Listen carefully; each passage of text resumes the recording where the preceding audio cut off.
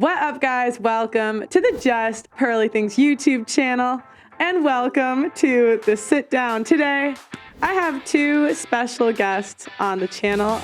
First and foremost, welcome Grant Cardone to the show. Thank you. Thank you for having me. My guy, Ryan Secco, right here. Ryan used to be a pilot with me, and now he's running real estate all over the world with me. So, really? Yeah, this guy's a real player, real elevator. How did you guys meet? YouTube. You tell the story, Ryan. So I was a pilot for United, and I wanted to get into the real estate game at a bigger level, and nobody was doing it. And so I was searching on YouTube, like how to buy a 100-unit multifamily complex, and I found Grant talking about how to do a deal, how to find a deal, and I was like, man. He also had mentioned that he was buying an airplane. I was like, how cool would it be to go and work and be a part of a team? He was literally walking, or what do you call it? Hiking this mountain in Arizona with my girlfriend. With his girlfriend. What was his name? and they're hiking, right? They're hiking. Jay. They're hiking, and the girlfriend says, and he says, I'm going to leave, Scott, I'm going to leave Arizona, and I'm going to go move to Miami and work for this Grant Cardone guy. Wow. So you can tell they weren't greatly connected. It wasn't a really strong relationship because he just walked out on her. And she didn't want to. She want to come. Well, different topic. Well, she thought it was crazy. Yeah. I mean, because when you're working. And so did all his pilot friends, because he was, if you're a pilot at United, you're making $125,000, $200,000 a year. Mm-hmm. You get a pension, you get benefits, they provide you with a plane. It's a great job. And he walked away from that. Yeah. He had been doing it how many years? I was doing it for 9 years, had 18 days off a month, but I knew that if I could just get around the right people, I just knew that I was going to accelerate so much quicker. Yeah. I gave it all up. So how'd you find him? He found me on YouTube. He called the office. Yeah. Oh. And applied for a job and got a job there. He quit his old job that made $200,000 a year, whatever the number was, and took a job that made him $36,000 a year. And now he's running a $4 billion real estate portfolio. No way. Yeah. And did you know he was going to be a winner? Like the second No, I thought he was a complete loser when I met him. Wait, really? 100%. What was the giveaway? Because the thing about Ryan that I did like, was that he was willing. That was the number one trait and characteristic for me: willingness to do anything. Mm-hmm. It didn't matter. He didn't have this entitlement kind of phenomenon that people have, like, I deserve this, and what's my day off, and I need a title, and you owe me this, and give me more training. There was none of that. It was just like, hey, what can I do? How can I help? Anything. And so I didn't have a plane at the time. So I said, look, I don't have a plane for you to fly. Get on the phones and make sales calls. He's terrible at it. He's not even he's always going to be pretty much terrible at it. But I said, okay. I'm like, let's do it. But he did it, right? So, and then my wife would come to me and she'd be like, we're getting a plane and Ryan can fly it. I'm like, fucking, I don't need a pilot. I need a sales guy. Anybody can find a pilot. Anybody can fly a plane. Not anybody can sell. And this guy can't even handle the telephone. I'm not gonna try to have. He's like, he can't even handle an objection. How's he gonna handle the autopilot? Me on a plane, right? So, anyway, long story short, we bought the plane. He became the pilot. He started spending time with me. I started liking him more. We'd go look at real estate. When I'm looking at, he'd fly me to Houston, Alabama or Houston or wherever, and I'd go look at the real estate, and he'd come with me. Mm-hmm. He just kept staying close. Mm-hmm. And I saw how much he liked the real estate. I bought a deal once. There was a bunch of vacancy on the deal. I said, man, we need to fix this vacancy. He says, I'll fix it. I'll stay back. Move in and fix it. And he fixed it. And then he lost his job as a pilot and got a job as a real estate guy. Wow. Yeah. Because that was my first question for you is, what do you think is the trait that made you successful, and can you pick it out in other people? Well, the first part of it, what made me successful, is not one trait. Okay. So it's many traits. Mm-hmm. And there's not one thing. Can I pick it out in other people? I'd like to see all these things in other people. Yeah. But the traits, first of all, would be persistence, definitely. Personally motivated. Mm-hmm. I don't need anybody to jab me. Yeah. I am motivated by my own potential, not some target or bone. Mm-hmm. I like the bones.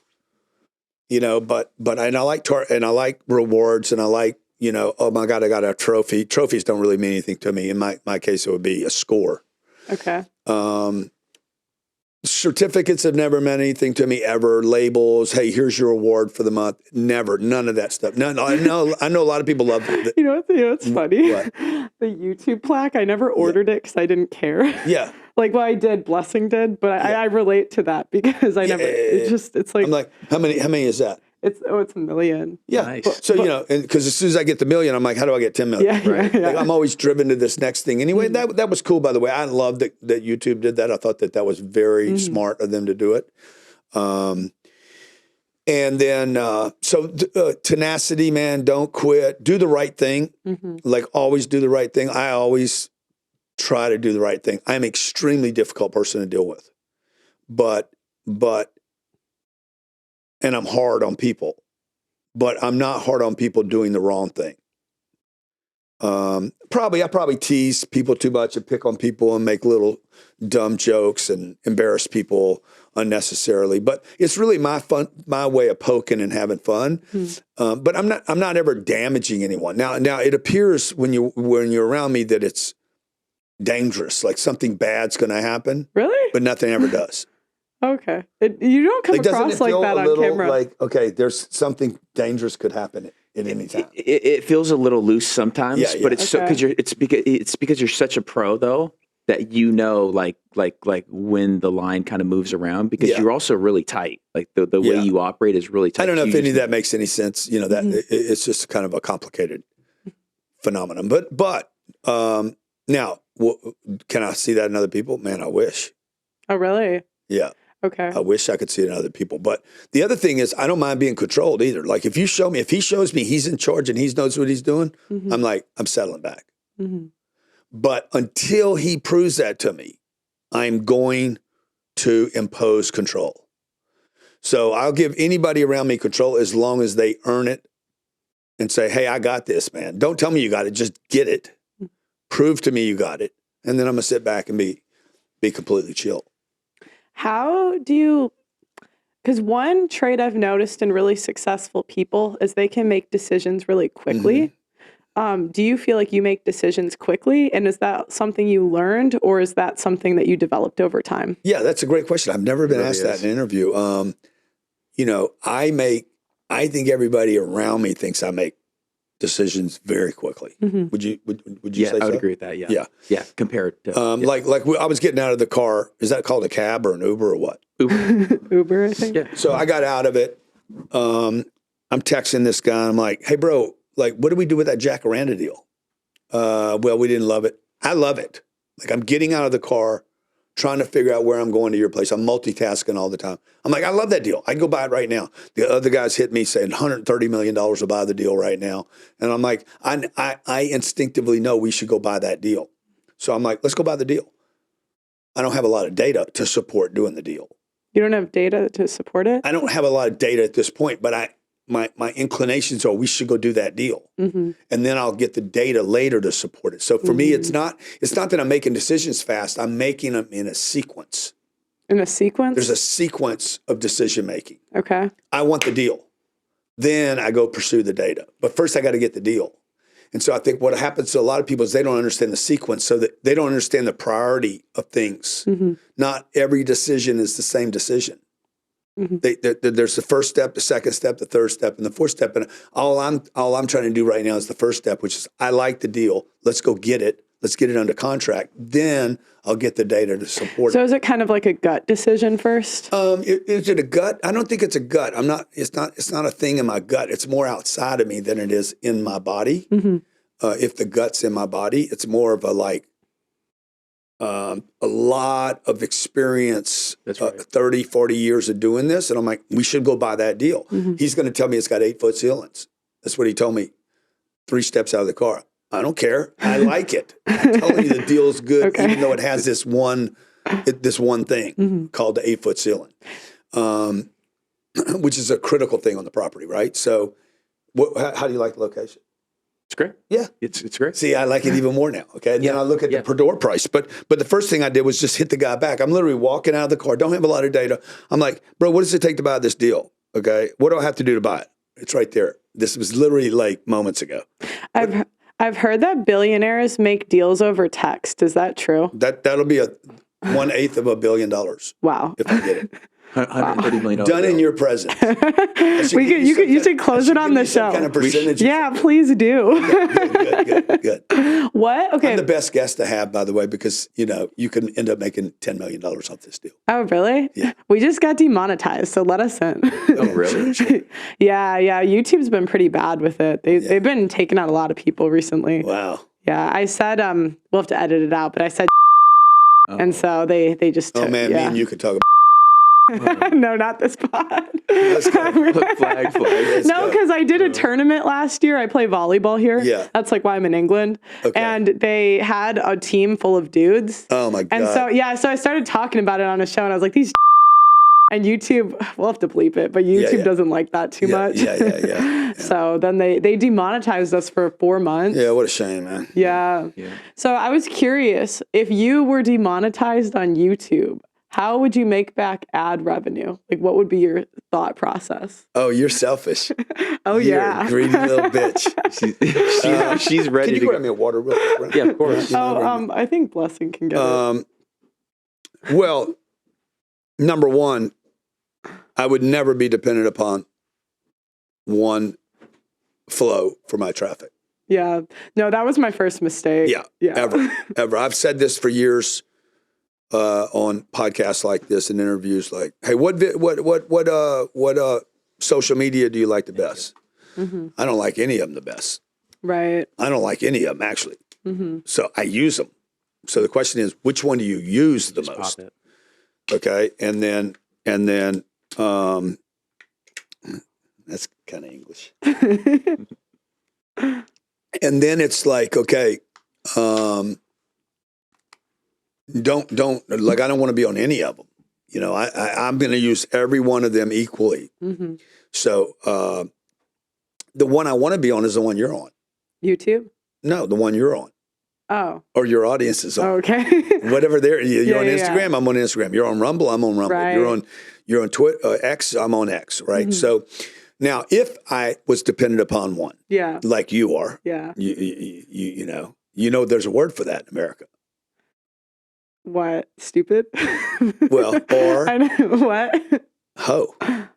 Oh, hoe. Why? Why? You're a YouTube hoe. Yeah, no, I know. They're the pimp and you're the hoe. Yeah. Because you became dependent upon one. I know. My stuff was so overnight that I didn't. Yeah, it wasn't very smart. That's fine though. You have all the content, right? Yeah. Yeah, I do.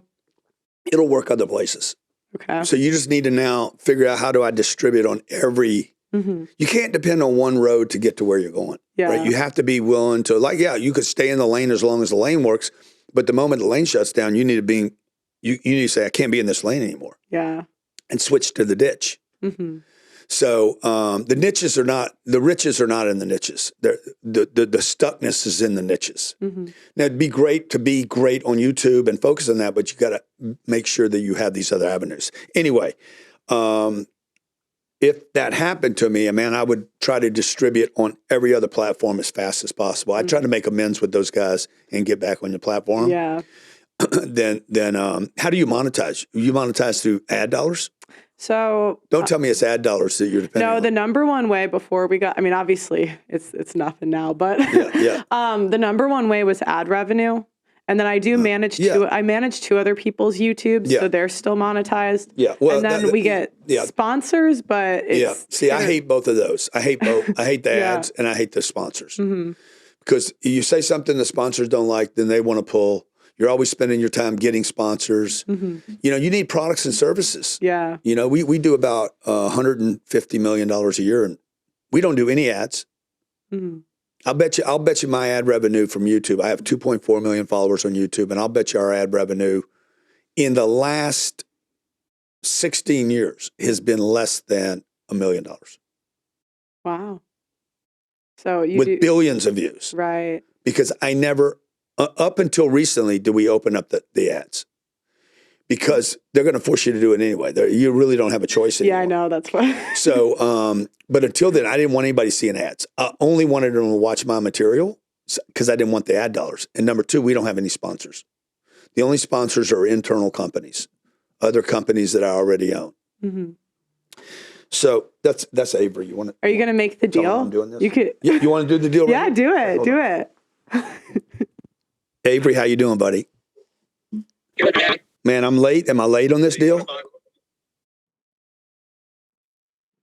Hey, am I too late on this deal? No. I mean, we just went to best and final. Okay, because I was slamming Ryan. I said, "Fuck you, Ryan. We were supposed to write on this deal last week. Now I got to go apologize to him." Or should I hammer him? Well, offers were due on Wednesday, Okay. and so I connected with the client on Friday. We sent the best and final letter Friday, and our top bids are. Hang on a second, this lady's an idiot. Our top bids are. I got 2 bids at 130 million, and then I got probably another 4 bids between 126 and 130, and then I got nine total bids above 125. So, a fair amount of interest. You're asking me what should I do? I think you should offer 130 million on cash and say, hey, look, I'm ready to go in 21 days. Okay. I'll get you something back this morning. All right. Okay. So let's do it. Oh, wow. So it's done now? It's done. Dude. Oh, wow. We're going to do it right now. That was so quick. You didn't even have to deliberate or anything? No? I know I want it. Yeah. I know I want it. Like, once you know you want something, man, go. Mm-hmm. Don't, okay, let me do some work. Like, no, just go get it. Go do it. Because if I add time, I'm just going to get scared. Yeah. That was actually one of my questions for you. Yeah. You seem to live your life really fearlessly. Thank you. I saw an interview of yours where you were talking about, I can't remember exactly what you said, but it was something about reinvesting all of your money. Yeah, stay broke. Yeah. Stay broke. Go broke a couple times a year. What is your thought process behind that? Because that sounds so scary to me. Yeah, because when I have no money, then I have nothing to lose. Oh, yeah. See? And I become extremely dangerous. Meaning, if I don't have any money and we go to lunch, who pays? You pay, or Yeah, I don't have pay any them. money. I don't have any money. I'm rich. I just don't have any money. So do you see what I'm saying? So we go to Yeah. lunch or we go to coffee. I'm like, God dang, I'm out. Can you cover me? Or I got to convince this coffee store to give me a loan. But I want my money. like the thought of doing that? I like Really? Yeah, You should that try gives me it. You should that makes try me it. anxious, like asking someone to pay for my coffee. Oh my God, man! I know. Can you This cover is why this I one? did. This is why I didn't. But do are you a good person? Yeah, Well, good. Then don't worry about it. You're going to make it up later. yeah. That's true. But right now, what you're doing is you're holding on to money in case you have to buy the coffee or the lunch, and then you never buy the assets. You Right. should stay broke. Wow. You should stay broke. You should not have money. You should have creativity. Because if I don't have money, then I'm forced to use my creativity. Now, Ryan never has any money, but it's not just because he's cheap. It's a combination of both. But there's nothing wrong with that either, right? In the beginning, you shouldn't act like you have money if you don't have money and be carrying Yeah. money around with you in case of an emergency. So If you have an emergency right now, do you have any money to handle it? yeah. Well, why? Well, because You don't want money for emergencies. Okay, but hear me See, out. what you want is money for investing.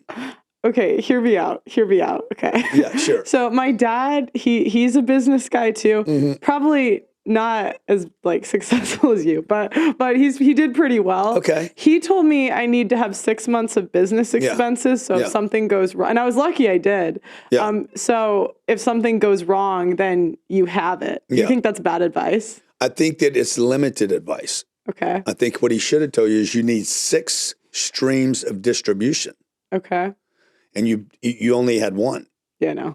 Your dad told you he told you how to handle if your one stream cut off. Yeah.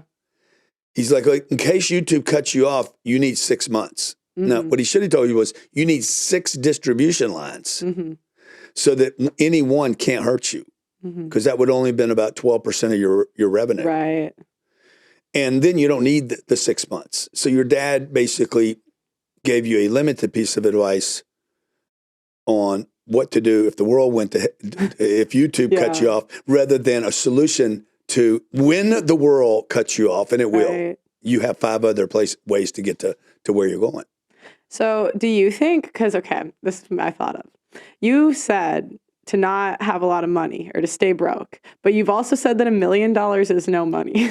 That's right. So, is that confusing to you? So if you have $1 million, are you broke?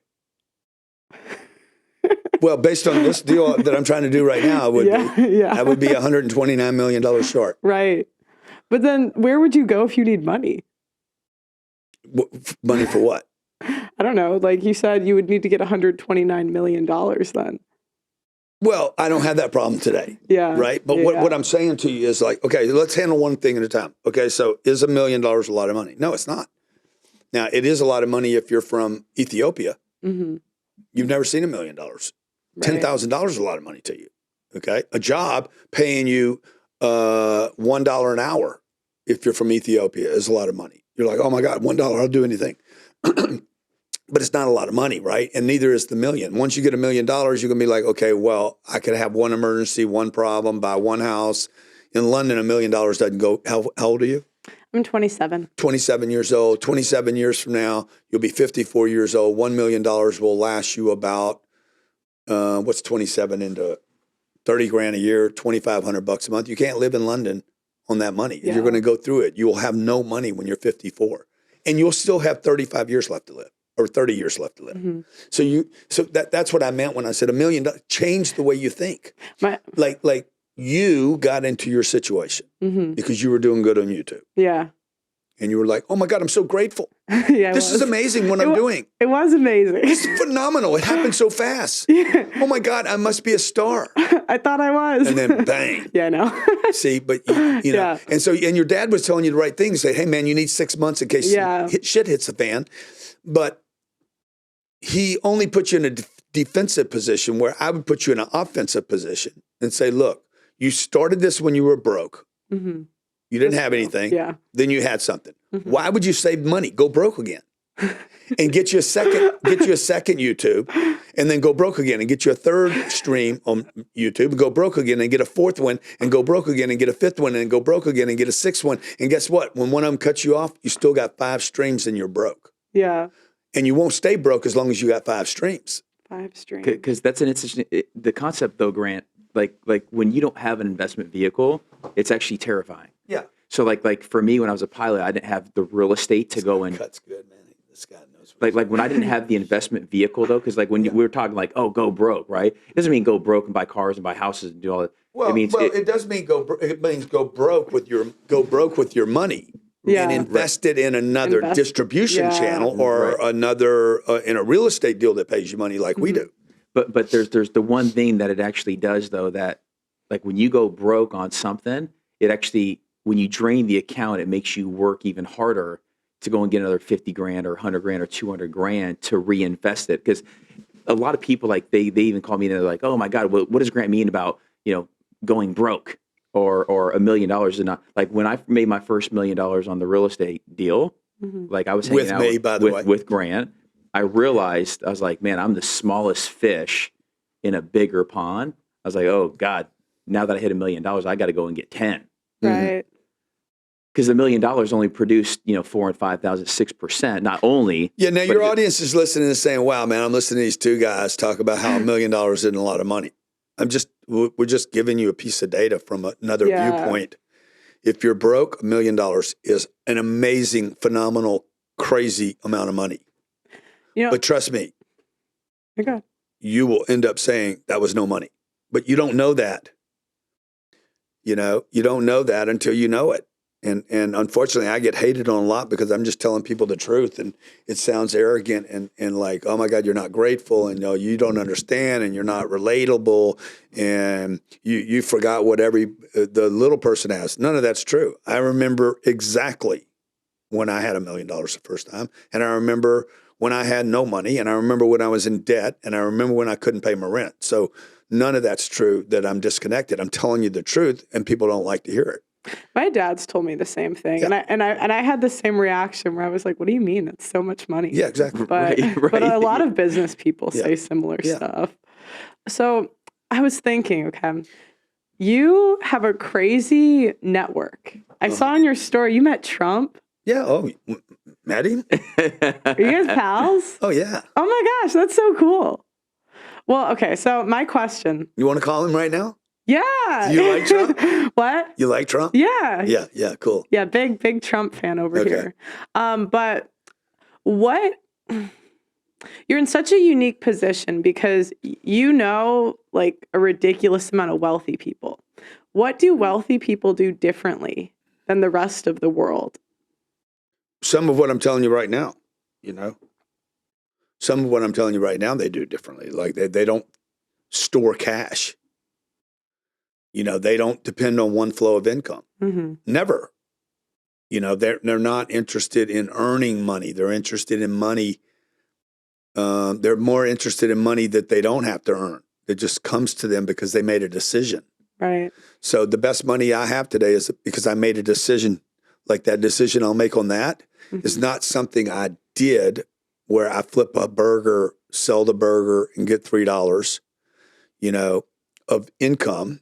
Or I paint, I'm an artist and I paint something and somebody pays me $100. That's income. I made a decision to take the $100 and invest in something. I bought a piece of art. Mm-hmm. You know, it's interesting that the art collector ends up being wealthier than the artist. It's like the music. Isn't that the same in music where like the person that owns all the musicians, that's why they get all mad about their contracts later? Yeah, exactly. I'm like, well, you sold your art, Taylor Swift. I don't know why you're upset about it. I said the same thing when she was when she was doing the Scooter's not the pooter. That's what I said. I was like, you just made a bad deal and you're just taking the L. Like, okay, but she's kind of recovered from it. Yeah. Because she decided because of that, I'm not going to be just a creator anymore. Right. An artist creator. I'm going to be a creator of my finances as well. Mm-hmm. And that turned out pretty well for her. So maybe that little punishment in natural law, that's why farm girls are so free, because they see the natural law happening. Anyway, different conversation you and I were having. But, you know, what do wealthy people do? Do they make investments? They don't buy shit. Okay. They don't buy Gucci in the beginning. They invest in Gucci and then buy all the Gucci they want.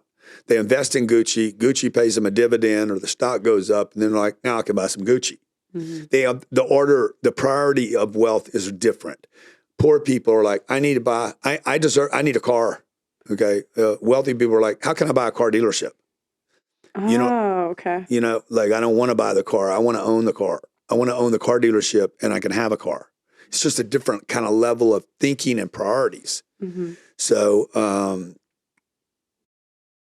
and wealthy people are interested in money. I don't care how many times they tell you they're not. Mm-hmm. I've met a lot of people that have a lot of money. Publicly, they will say money is not important. But over a glass of wine, we're all talking about money and the importance of it. But they'll publicly say that it's not important? Of course they will. Why? Because it doesn't sound good to say it is. Oh, okay. But you're honest. But money's important. Money is important. Look, life is hard without it. It's hard with it. Mm-hmm. And it's harder without it. I've had them both. I've been in both situations. You could be unhappy with money and you can be unhappy without it. I would rather be unhappy with it. Yeah, because you have a really crazy life story where you were actually a drug addict and then you went from that to being a billionaire. Mm-hmm. Like that is one of the craziest stories I've ever heard. Yeah, that's a crazy story. I mean, the drug addict part, you know, being a drug addict, I always say, if you can be a drug addict, you can be a billionaire. It's easier, by the way, to be a billionaire than it is to be a drug addict. How? Because being a drug addict, man, it's hard. Like, it's terrible. You know what it's like every day? All day you're using drugs. I'm going to quit. All drug addicts want to quit. There's no drug addict that wants to be a drug addict. Mm-hmm. So you're basically being something you don't want to be every day. See, when he was a pilot, he wanted to be a pilot. When you're a drug addict, you never want to. I've never met a drug addict that wanted to be a drug addict. So you're having to not be something all the time and then be it. So you're constant. It's a constant. I'm basically, I'm a quit. I'm a start. I'm a quit. I'm a start. I'm a quit. It's terrible. I did that for 10 years. It was the most awful part of my life. And a man told me once, if you can do that, you can do anything. Wow. Was there a moment where you overcame it? Well, there's certainly a place where it stopped, right? But there was a million moments before it that got me to the place where I could finally stop. I tried to quit drugs for 9 years and 7 months. Every day. And didn't. But one day, 9 years and 7 months and whatever days later, I said, today I'm going to quit. And I did. So I don't know if I removed all the previous times that I tried to quit and didn't, I don't know that last time would have kicked in. What made the last time different? Because I've never done drugs, but I am addicted to coffee. Yeah. So maybe I can... No, dude, don't. You can. Coffee's not a problem. I've never heard anybody. I'm gonna kill myself today. Fucking, I had too much coffee. I wouldn't worry about it. I've never heard anybody go into bankruptcy because of coffee or beat up their husband because of coffee. I think you're gonna be fine. I don't know, but it's. I drink like pure sugar coffee. How much coffee do you? Well, sugar could be a problem. Yeah, I know but I like coffee that's like pure sugar. Oh yeah. And so. Yeah, I drink it like every day. So I've been trying. How much do you drink every day? Like 2 cups. Oh my God. What? You know, is that a lot or a little? How much coffee do I have a day? Well, the sugar is the sugar's the issue with her. She doesn't. How much sugar do you put in the coffee? Four. I don't know. I do the caramel lattes. So whatever's in that. Yeah, you're drinking junk. I know. She's a YouTube hoe and a Starbucks hoe. Yeah, so what I would tell you is the sugar that's the problem, not the coffee. But the caffeine's not. I don't think the caffeine's a problem if you're only drinking 2 cups. Now, if you're drinking 25 cups a day of 25 espressos, like I have. Oh wow, you drink a lot of it. Yeah, but that can become a problem to the organs, right? Over long periods of time, the joints and to the what's it called when your fluids are moving? Hydration. You get dehydrated, right? But I think you're going to be all right, dude. I don't think you're going to treatment. I think you could end up with diabetes, but I worry about that sometimes. You should. No, I was just curious. I was just curious once because I had a cousin that I grew up with that was pretty addicted to drugs. He ended up like passing away because of it. Oh yeah. But I saw him. That's the end. Yeah, he was pretty old for like he made it to 40, which I think is old. He looked like 60, right? No, actually, weirdly enough. He looked pretty good. He looked preserved. Yeah, but he went to jail sometimes, so he would kind of. I have a lot of cousins. They're not mostly not like that, but so he. But I would see him try to quit so many times. He could never do it. So I was just curious what made the last time different for you. Yeah, I don't know. I mean, I came home from I went to a treatment center. I needed. The only thing the treatment center did for me was give me a place to go where I didn't use drugs for 28 days. The rest of almost everything I learned there was terrible. It was awful for me. Why? Just a lot of misinformation. You know, you're powerless. I'm like, yeah, over what? They tell you you're powerless at a treatment center? Yeah, you're powerless over your addiction. Wow. And your life's unmanageable. I'm like, oh yeah, shit, it's unmanageable, bro. You're doing drugs all day long. Your life's unmanageable. I mean, I didn't have to come here to fucking hear that. So, but the powerless thing was not true. I had to make a decision not to use drugs anymore and and then when I came home, I got rid of my friends. That's what made the difference. And then I filled up my time.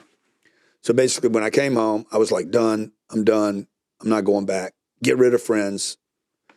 Like once somebody makes a decision, the next thing they have to do is get rid of something. You make a decision to go someplace. I got to make a decision to get rid of something so that I can go to that place, even if it's physically just move out of this chair. I have to give something up. In this case, I had to give up my friends. I didn't have any hobbies. I had to give up the locations I went to, how I spent my time. I just had to quit that. So I told everybody, I'm done. Don't come see me. I'm not your friend, blah, blah, blah. And then the next thing I had to do was fill my calendar up with something to do that was productive. So did you ever have a relapse after that? No. Wow. Yeah, 40 years. Wow, that's so crazy. Yeah, thank you. I think you're saying that's a good. Yeah. That's great. Yeah, I'm blessed. That's awesome. I'm glad. Yeah.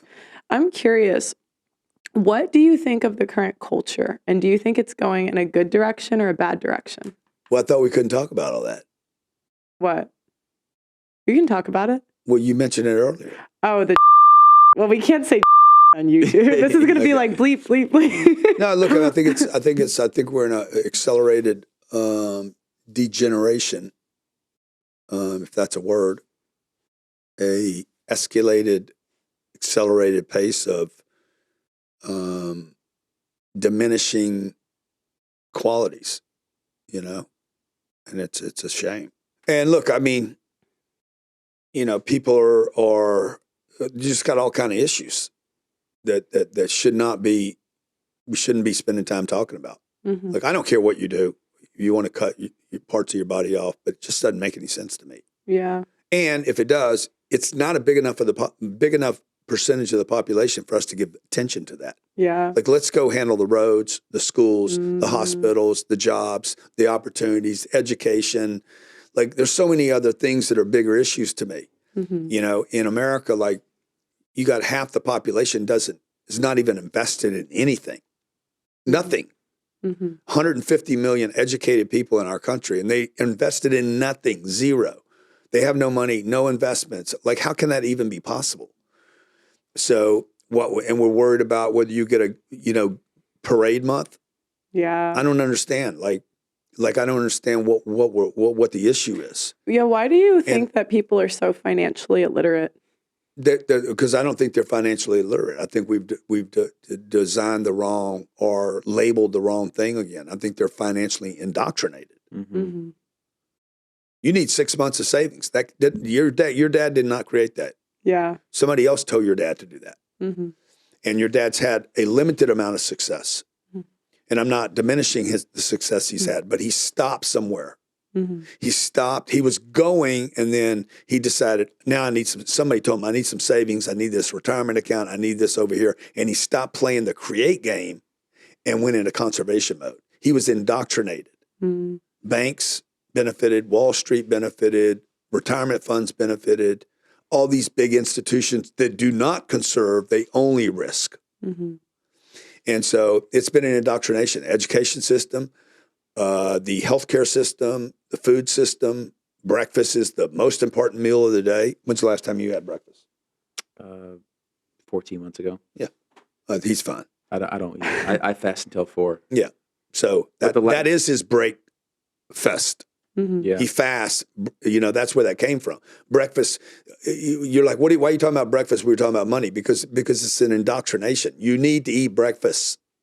You need eggs in the morning. You need milk. Milk is good for your bones. No, that's bullshit. You were not illiterate about milk. You were indoctrinated with a lie that milk is good for your bones. You never needed milk for your bones. You needed your mother's milk, but you never needed milk to build bones.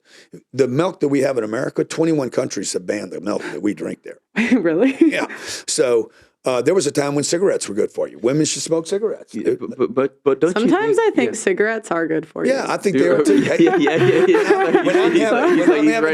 When I'm having a couple, couple of vodkas and some cranberry, I'm like, God damn, we need a cigarette. That night that you and I and the two military guys and Elena played poker, we were playing shooter's poker. If you win the hand, you got to take a shot. Okay. So these two military guys I had with me, they didn't understand the game. Okay. You win the hand, you got to take a shot. Okay. So the two military guys won every hand. They're like, God damn, this is the luckiest I've ever been. I'm like, yeah, bro, because we're folding to you, so you take a shot. Right? I didn't want to win. I didn't want to take a shot. Anyway, everybody ends up wiped out. Ryan even got so drunk, and Ryan never drinks. He was smoking cigarettes. Okay. Off topic. We have been indoctrinated by the education system and by the food system and by the financial system what to do. Programmed. Save your money, get a retirement account, buy a house, or is programming to keep people poor. None of those things are good for you. The house, the savings, or the retirement account. And your dad would disagree with me. Well, my dad, he does Airbnb. Do you like Airbnbs? Not really. Oh, really? That's how my that's dad good. has like 8 of them or something. No, that's good. That's But- awesome. I don't like them compared to what I do. Is what all I'm saying. Oh, yours is better. That's like the. I just don't like the Airbnb because I think the Airbnb is going to be very much like your YouTube channel. Oh. They're going to call your dad one day and say, "Hey, the hotels got together. Mm-hmm. What city's he in? Chicago? Oh, my dad? Yeah, where does he live? Oh, it's in Chicago, but the Airbnbs are like all over. Where you know? Where he invests? One's in Florida. Okay, so whatever. Let's say pretend he's in Orlando. Okay. One day, the hotels in Orlando are going to get together and say, "Hey, we need to ban Airbnbs. Mm-hmm. They're competing with our hotel rooms." I've said this for 4 years now. Mm-hmm. It's already happened in New York, happened in Nashville. The prices have all gone up. I've seen it. Of the Airbnb? Yeah, I've just noticed all the price. Like when I do Airbnb, like when I get one, the prices are way higher than like 3 years ago. Yeah. Okay. So, but I don't know how that help. That could help your dad. Oh, yes. That'd be beneficial to your dad. Yeah. That's good for your dad. Mm-hmm. But until the hotels come up and say no more Airbnb, how many times have you seen it happen? Numerous times. Yeah. So New York City, you cannot do Airbnb in New York City. No way. Yeah. Killed the entire market in one day. So anybody that bought last year a property with the pro forma, with a pro forma suggesting it's going to Airbnb perform, meaning I'm going to get $600 a night rather than $1,200 a month, that guy is going to bust out on that deal. Hopefully that never happens to your dad. Oh, I'll tell him. I'll tell him after this interview. Yeah. Okay. Good. Because you mentioned the education system. You homeschooled your kids, right? Yeah. Mm-hmm. We're still homeschooling. How do you guys do that yourself, or do you bring in like tutors? We bring in tutors. Okay. And us. Have you found that it's better than the public schools? Well, I think it's better for them, or I wouldn't be doing it. Yeah. I mean, I can't publicly say we're damaging our children. Yeah. So I have to believe that it's better for them. Yeah. Just to get them away from Ryan. What? Imagine this guy as a 12 or 14-year-old. Okay. Do you really want your children around him? Definitely not. Mm-hmm. Definitely not. No, I agree with you on like the indoctrination in the school system. It's crazy. Yeah, it's crazy, dude. My sister, I have 2 conservative parents, and I fixed her. I like indoctrinated her, but she was I went home and I was like, we're not doing this anymore. Right. But she was super liberal when she graduated high school, and both of my parents are super conservative. Mm-hmm. But it's like when you have liberal, even this was Catholic school too. There's still super liberal teachers in there. 100%. Mm-hmm. You know, and you got people you got teachers that are resentful. You got teachers in there that feel like, I can't ever get ahead. Well, of course you're gonna start. It's gonna start bleeding over into your instruction. That like it's not fair. The system's not fair. Yeah, I told my kids from the very get-go, ain't fair. Okay, will be the theme of your life. It is never fair, and to think that somebody's going to make it fair tomorrow is unfair to the kid because it's never going to be fair. So you get fair, and you can get above fair if you want to. Mm-hmm. But we took them out of the school system because 1, we wanted to be with them, and number 2, because we didn't want them to be with them. I didn't want to be around. Ryan would have been a good kid for my kids to been around, but the next 2 Ryans. Or TikTok Ryan and Instagram Ryan and YouTube Looney. Mm-hmm. Like, I don't need my kids around that kind of wackiness. Yeah.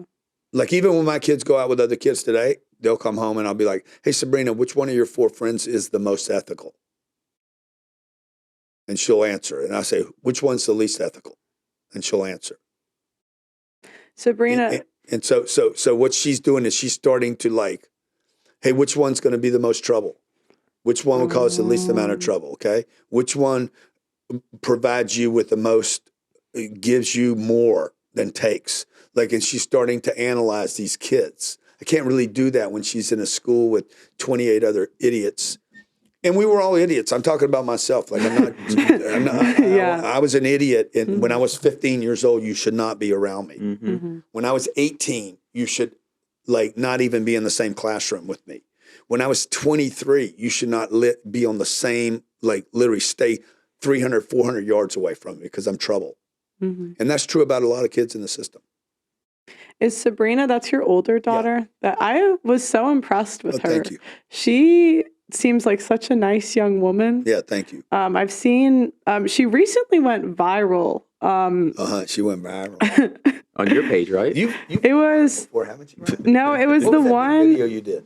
I don't know. Yeah, it was like 100 million views or something. The takeoff out of Tampa. Yeah. I did a takeoff video, but got like 30 million views on it. Yeah. Oh wow. But Sabrina did no that call, no call. with no call to action. With no call to action. With no. You got with 100 no, million views and no call to action.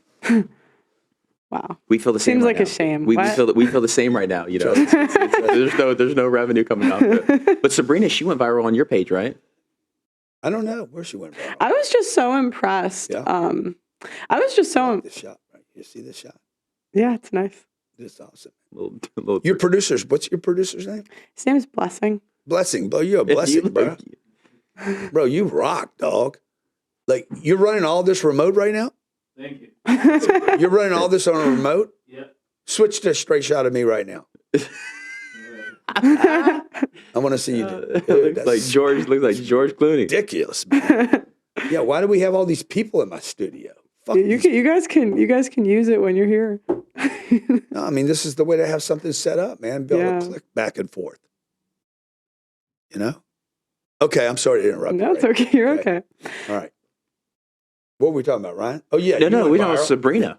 Yeah, Sabrina. Oh no, I was just so impressed. She seems like such a nice young lady. Like I was just, especially with like the culture going the way it is. Yeah. I'm always so impressed now when I see just like She's a amazing. well dude. behaved like Yeah. young woman. I'll take credit for that. I'm a good father. Well, she Yeah. called you the other day and said what on the Instagram?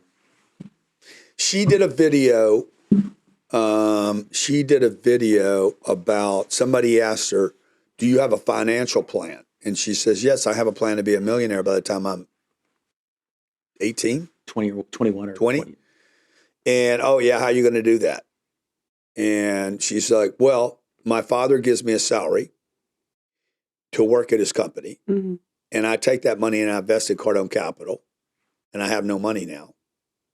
And then the next year I get another salary and I invest that money in Cardone Capital and I have no money again, but I have the dividend or the income from it, but I'm never spending my capital." She goes through this whole thing. She's been doing this since she was 6 years old. That's so cute. Okay. She's on a salary. She works for my company. I write her off, by the way. She's a write-off. Okay. Okay. And I give her money to work at the company. She has a contract. So she's learning about business when she's 6, 7, 8, 9, 10, 11, 12 years old. They don't teach you this in school. She earns the money. She invests the money in Cardone Capital. Cardone Capital pays her every month because she invested in it with her money that I paid her to work for me. She fulfilled the contract. And then she looks up in 10 years based on her math, she's going to be close to $1 million, have a net worth of $1 million. Well, the internet went nuts. People started hating on her. Most of it was driven by negativity and criticism, Yeah. haters and clickbaiters. Oh yeah, your daddy's rich. That's why you're rich. That's not true. She's going to be rich because she worked for me, earns the money, and invested the money.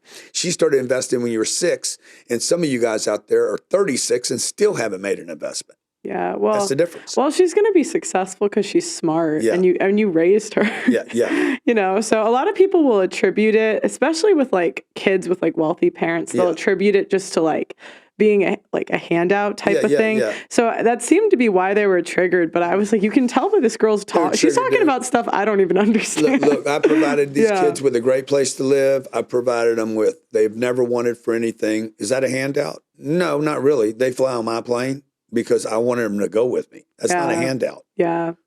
That was them flying on the plane with me. Now, when we go on a trip, do you give your kids handouts? Yeah. You guys all went to the Marriott, shared one room, had breakfast for free that morning. Okay. Was that a handout to your kids? Sure. You sent your kids to school. Was that a handout? Yes, I guess it was. You bought them a bicycle. Was that a handout? Yeah. I did all those things too. Yeah. I've done it if that's a handout, but I'm not giving my kids money. I'm giving my kids an opportunity. And they could screw it up. And if they do, shame on them. It'll be on them to look at, oh, dang, man, I could have done, look what I could have done, and I didn't. So, you know, what she said to people is this: at least I have a plan. Yeah. And that's her response to the haters. Yeah. Well, I mean, you can tell you can tell she's a smart kid. You can tell. Well, you never know. You never know on the internet. Yeah. Have you seen that picture going around of J-Lo? No. And it says Instagram J-Lo and then versus the real. Yeah. reality. There's a lot of fake going on the internet. Yeah, that's true. So you don't really know if my kid's a good kid. That just might have been one video. And Yeah, but I do she's this a a little lot. creme. No, I mean, but you can start to tell. I do this Yeah, a she's a lot. great I react to a lot of people online, Yeah. so you can kind of start to see who's genuine. Even Right. before you meet them, it's weird. You can start to tell Yeah. For sure.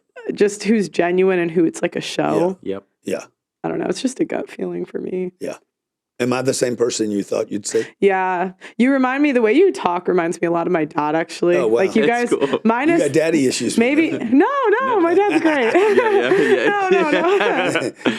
No, not the finance stuff, but you guys kind of think similar in a way. Curious.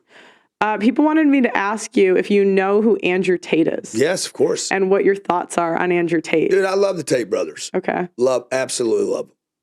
Have you met them before? No, I have not. Okay. I would love to see a podcast between the two of you. Yeah, I think it'd do well. I don't think it would be that interesting because it'd be like, yeah, I'm with you.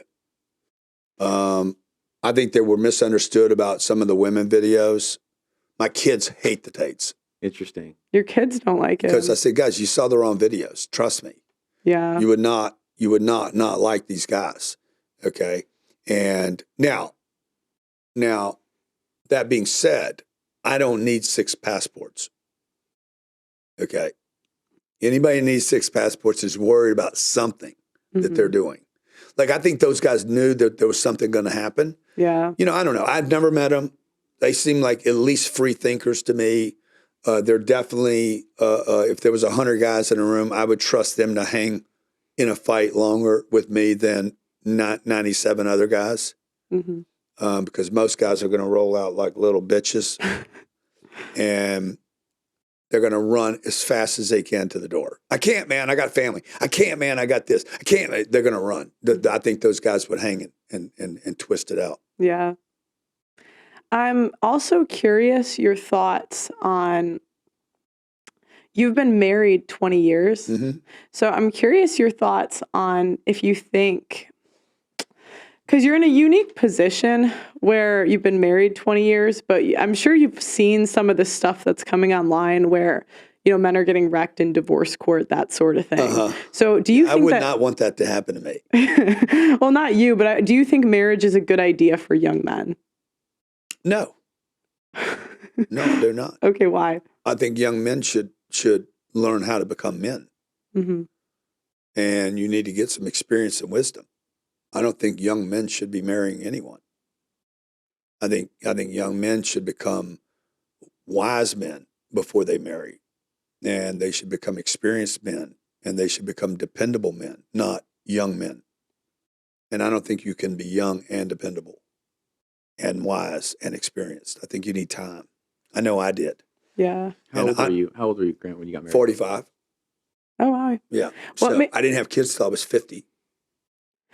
And I think that attributes to me being a better father. And my kids we have fun together, but there's a nice balance between fun, responsibility, accountability, availability.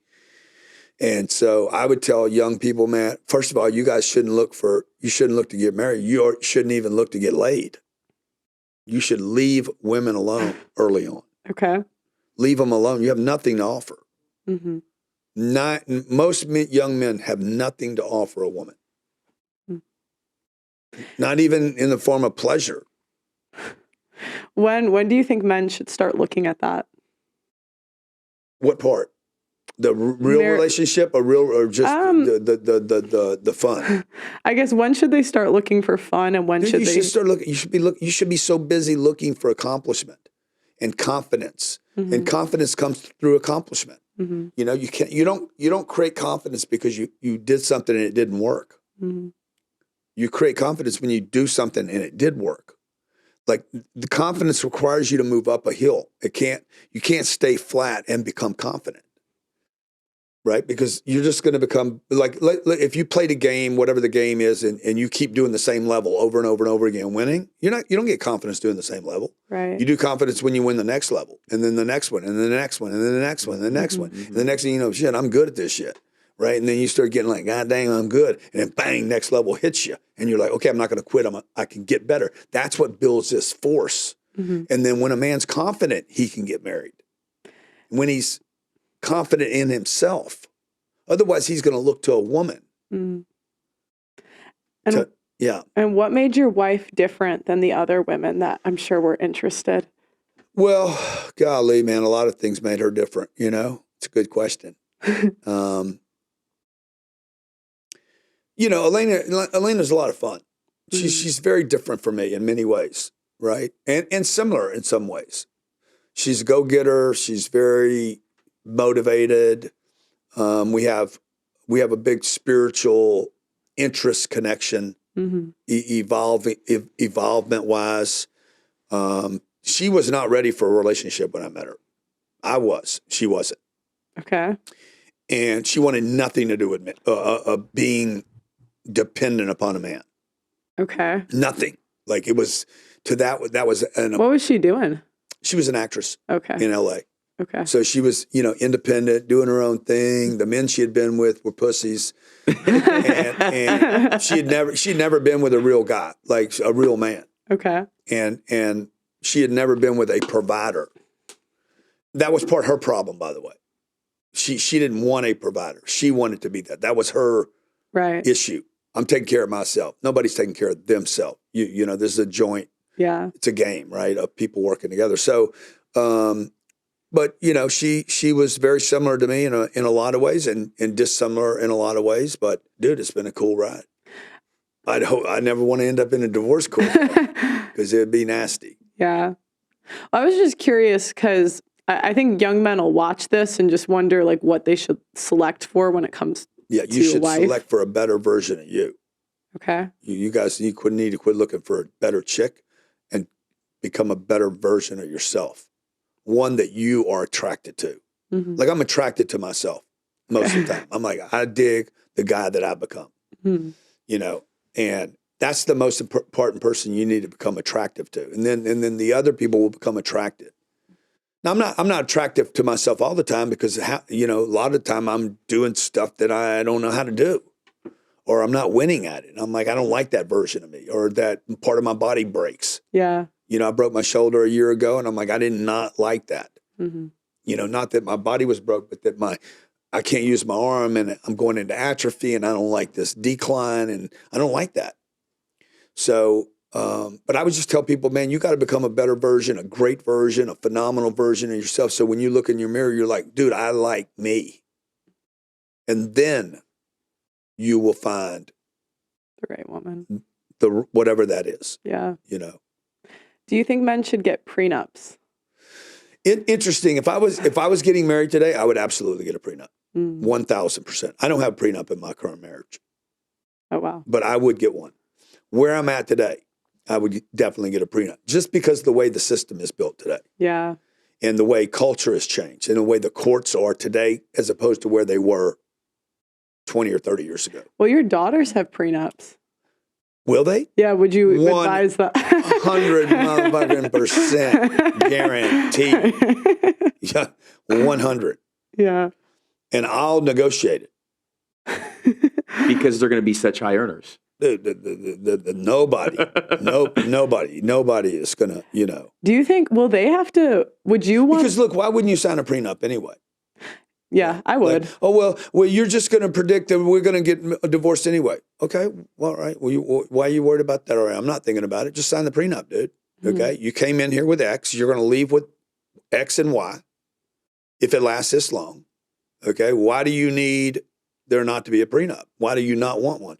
Well, because, you know, we're going to live forever together. We're going to be together forever. Then sign the fucking prenup. Okay. Well, you're not in it for the money, are you? No. Go then sign the fucking prenup, guys. It's simple. Right. Like, unless there's Sabrina right there. Okay. What's up, champ? Hey, Papa, what are you up to? I got one of your fans here. Oh, seriously? Yeah. Who? Huh? Who? Oh my God, I can't tell you. Oh, okay. Can I call you back though? What? Can I call you back? Yes, you can. How's your day going? Cheers real quick. Hey, a lot of people in London are hating on you for saying you're going to be a millionaire. What's your response to them? What's my take on that? I said a lot of people in London are hating on you for saying you're going to become a millionaire. Yeah. What's your response to them? I mean, at least I got a plan. That's right. Bye. I'll call you back. Sabrina. How old is she? 14. That's so. She's so She's sharp. mature for 14. At least I got a plan. Yeah. I'm curious. Do you think that'll what kind of guy would you want her to date? That's a great question. Wow, that's a great, huh? Yeah, well, because I'm thinking she's going to be such a high earner. Yeah. It's that's probably going to be a small percentage of men that out earn her. I mean, I hope she doesn't see this, but I would want it to be someone older than her. Okay. Interesting. 10 or 15 years. This is a wish list. She doesn't have to do this, right? But more mature, been through the hunting, the stupid days. So if she was 25, let's say, he would be 40. He would be an earner. He would be a provider already. He would be he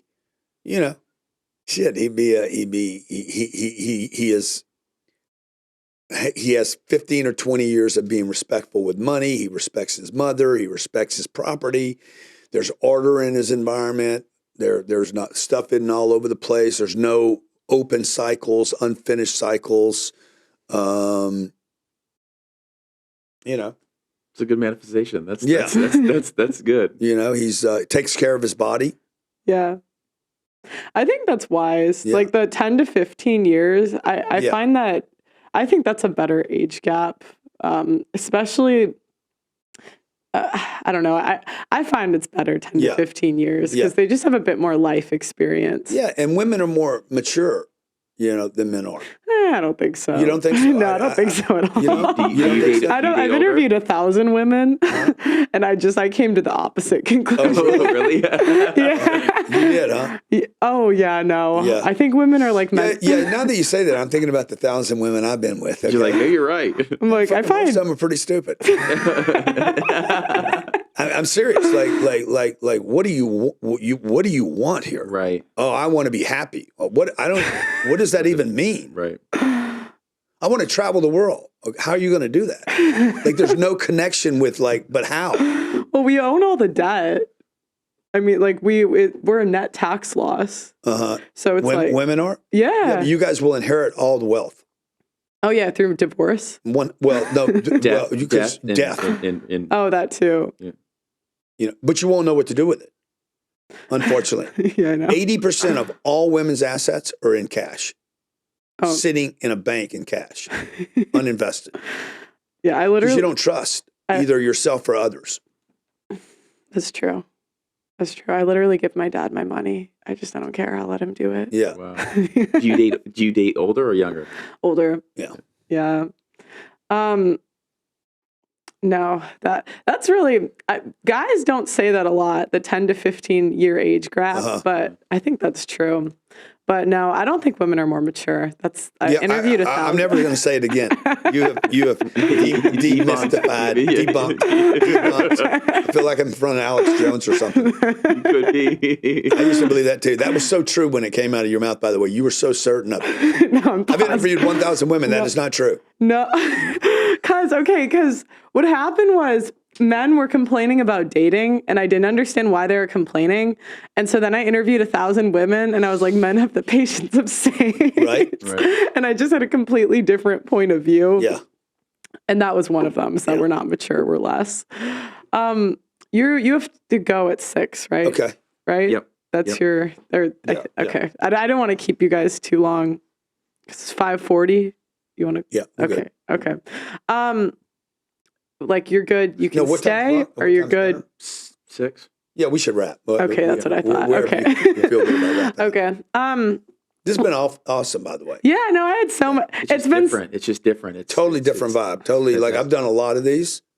You're a great interviewer. Oh, thank you Yeah, so you're much. I try to think of questions other people wouldn't ask you because I've noticed people always ask you the money stuff. Yeah, dude. And that's good for a little bit, but yeah, it is. And it's, what's the one thing? What's the one piece of advice? I'm like, there's not one piece of advice. Like, yeah, there's not a thing.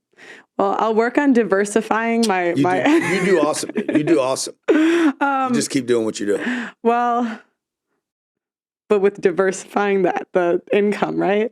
Oh yeah, you definitely need more. Well, flows. you need to diversify the income, not the investments. Yeah. Right. You want to put everything. Once you find something to invest in, put all of it in that one thing. Oh wait, I have one more finance question. Okay. Should I buy this penthouse or no? No. Oh no. Don't touch it. Okay. You said it so fast. Yeah. Don't. Okay. Okay. I won't. You're back to one door, one flow. Huh? You're back to one thing. Oh, okay. Okay. Yeah. Meaning that you're paying for it. So like if you bought this penthouse, you're paying each month versus like a different real estate deal that has 10 doors or 20 doors. You have 20 people paying you each month. That's what he. Okay, thank you, because I didn't understand. No, I know. Sorry. Yeah. Okay. Well, where can the people find you? What's the best place? Well, they can find me right here. Well, I'm here right now with you. Okay. Why Well, would they want to find me some other place? okay. Well, I think you guys can Google Grant Cardone. There you go. That's the other way to do it. Do you want to put in your socials? Yeah, man. Come on, man. Get yourself a tag, bro. Sure. It's Ryan Secco, so RyanTseko. Well, thank you guys. Or CardoneCapital.com. Oh, man. Golly. He plugged it. Cardone. Cardone Capital. I just want to say what we're doing at Cardone Capital, okay? Go ahead. Nobody knows That's this. why we're here. We are building. Yeah. We're in London right now. Bringing to London and around the world. We are going to build the largest real estate portfolio in the world Okay. and do it with regular people like you. Oh, wow. This has never been done before scale.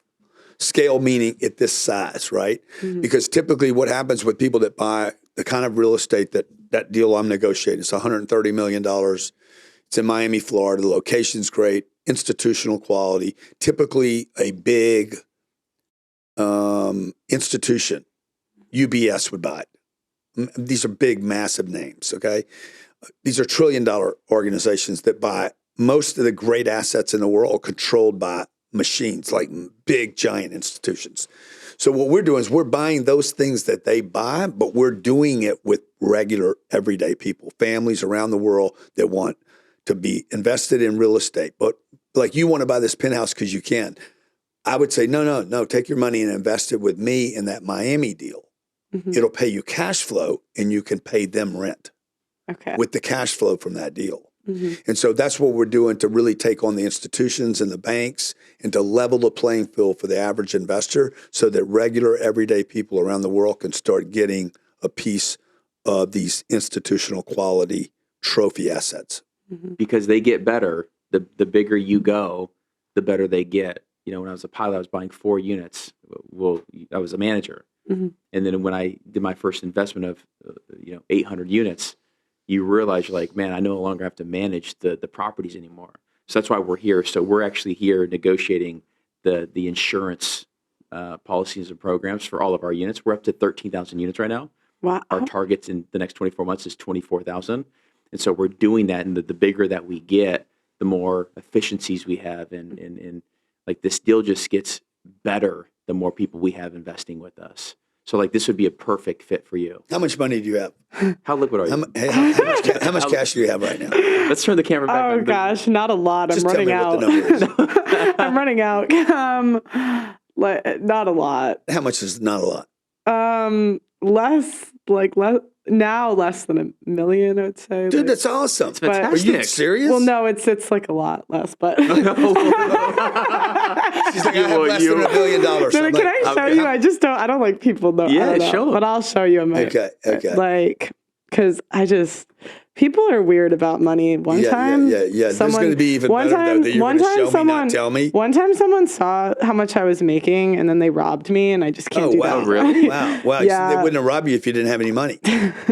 Well, they thought I was making more than I was because they didn't understand expenses. Okay, well, that's great, dude. Yeah. That's great. You're 28 years old. You have that much money already? Yeah. Wow, where do you live? I'm going to rob you. Yeah. Well, no, but it's... See, but what you would do is you would take that money, you would invest it in a company, in an investment like what we do. Yeah. We would be partners on a deal. Mm-hmm. You now have no money, but you have the income from that investment. Monthly. Well, how would I pay them? Monthly. No. Well, Then you would create on this with sponsors and Google revenue. You don't pay them out of money you already have. Oh. You pay them out of money that is produced. Oh, okay. Because if you go through all that money, bro, you're back to broke. I know. And you're going to end up broke with no money Yeah. and no assets. Yeah. And then you're going to have to keep working anyway. Yeah. What you would do is you keep working, take that money, invest in this asset. Now the asset's working for you and you're still working. Oh, okay. Okay? And you're going to be broke all the time until this asset over here keeps getting you better and better. You keep investing more of this income in these assets. You just keep doing this. Left hand to right hand. Right hand, invest in this asset. When this hand can't do any more work, these assets take care of you. Okay. I kind of get it. Yeah. Talk to Ryan. He'll figure it out with you. Okay. We have 14,000 investors that gave us $1.2 billion. Oh, wow. Without a middleman, no broker. Mm-hmm. Nobody's in between you and me. See, here's the problem when But you watch. Okay, go ahead. Out of that, we've sent $300 million back to the same people that gave us the money. in distributions Every month we send a check. from the cash flow. Imagine if you got a check from me for $1,000 every month. It'd be helpful. It'd be helpful. Yeah. And then you do it again, and then that's $2,000 or $3,000 now coming in every month. You're only 28. By Yeah. the time you're 38 or 40 years old, you got 27. 27. Sorry. But if I had the 9 months, you're probably 28 already. So you basically are making money from the real estate. From the investment. And then you come hustle over here again and get another $150,000 or $200,000, whatever. You store that up, and then boom, drop that in again, and then go do it again. You keep repeating this. Yeah. See, everybody's doing this part right here. They earn money, spend money, earn money, spend money, earn money, and you're ended up with zero anyway. Huh. I'm going to end up with zero. You're going to end up with zero because you're earning and spending, earning and spending, earning and spending, earning and spending, and you end up with zero. Maybe you slowly end up with a little money. Mm-hmm. But until you break this thing you're doing right here, Yeah. okay, and finally say, okay, I'm going to earn money, wham, I'm going to move that money over there, and now I have this coming in next time, 2 of these, and then 3 of them, and then 4 of them, and then 10 of them, and then 50 of them, and 100 of them. Mm-hmm. Anyway, flows of income. If you want to create wealth, you have to have multiple flows of income. You have to have a lot of different flows that are not dependent upon your energy and time. Yeah. See, it's There's tough. hope for you, trust me. I think we're going to get back in because we're going to edit out the but you but know? but I learned I'm glad it happened though, the demonetization, because it made us build like a website. No, I didn't even have a website before. Yeah, exactly. So I did everything that we didn't before. But thank you. You could do a course on just how to make guests feel comfortable. That's right. Really? For $97, some people would buy that. Because you have a great knack at doing that. $97. Had interview. Wow. $97. $97. I tried to How to make anyone comfortable in your presence in under 3 minutes. I'm going to make that. How to make anyone feel without having sex with them. Without having sex with them. Yeah. That's important. Well, thank you guys. And still have a happy ending. And still. Oh my God. Tell your dad I said that. Yeah. You've been awesome. Well, thank you guys for coming. You got it. Guys, make sure you go like the video on your way out and subscribe to the channel. And, join the deal he was talking about. Whatever. Like the video, and I'll talk to you guys next time.